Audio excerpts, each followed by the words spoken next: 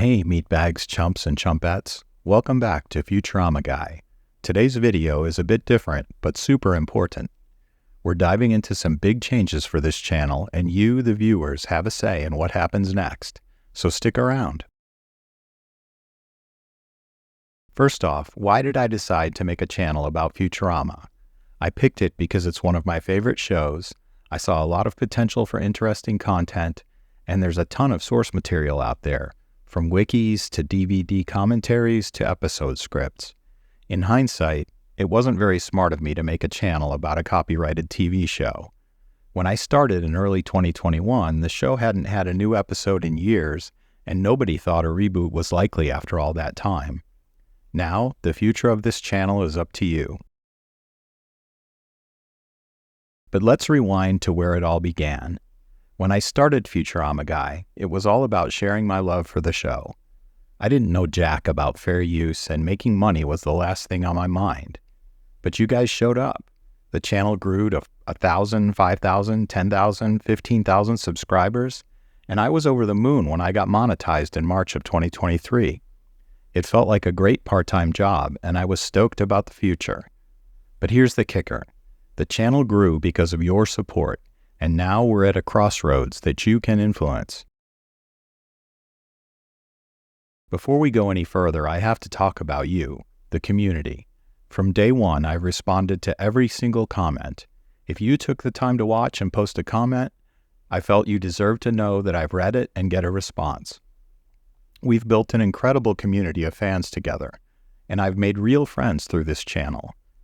That's why this decision is one of the hardest I've ever had to make.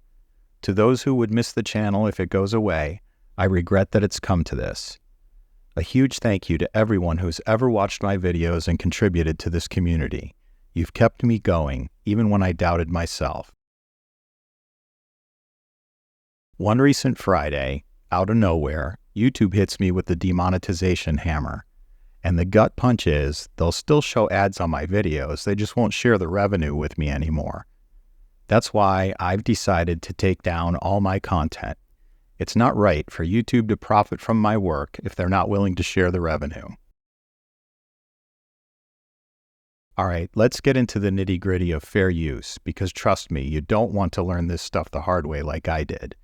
And let me be clear, I'm not an attorney and this isn't legal advice. This is just a war story from the trenches of the YouTube fair use battle. There are 4 key principles to consider. The first is the purpose and character of the use. Transformative versus replicative. This is about whether your content is transformative or just a copy and paste job. Most of my videos, like the quizzes, obscure facts, episode reviews, and fan theories, add something new to the Futurama universe. But let's be honest, some of my videos are just compilations of funny moments or themes, which is a tougher sell as transformative. The second principle is the nature of the copyrighted work, creative versus factual.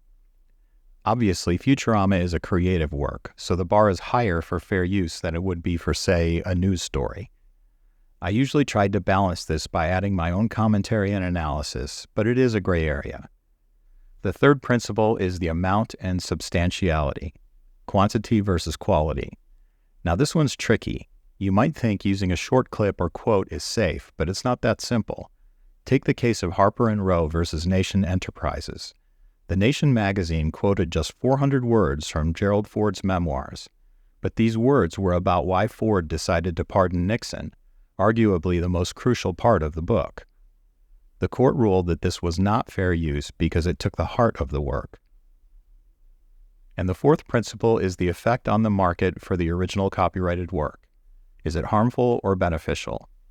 In the Gerald Ford example, it's likely that many people wouldn't buy the memoir after reading the Nation magazine article. Now, I'd argue that my channel actually boosts interest in Futurama, driving people to watch it on Hulu, but YouTube or the copyright holders might see it differently. So here's the deal. Because YouTube's decided to keep all the ad revenue for themselves, I'm pulling down all my videos. It's a tough decision, but it's a matter of principle. I've got a few paths forward, and I want to hear from you on what you'd like to see. Here are your options. Your support could help me keep this ship flying, so let me know what you want.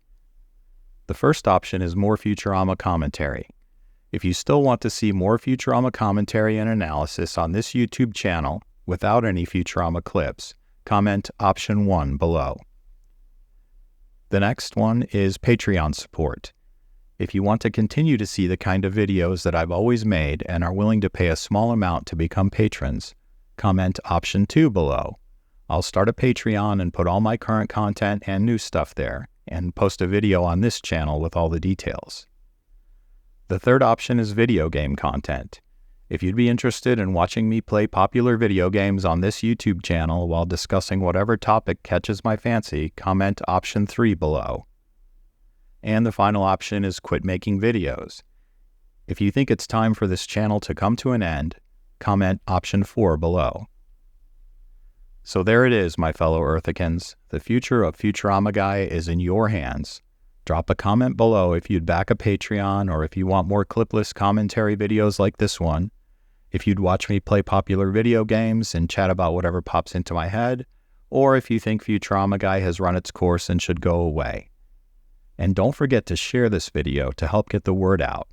Your voice will shape what comes next, so let's hear it. Thanks for watching, and we'll see you if there's a next one. If not, it's been one hell of a ride with you awesome meatbags.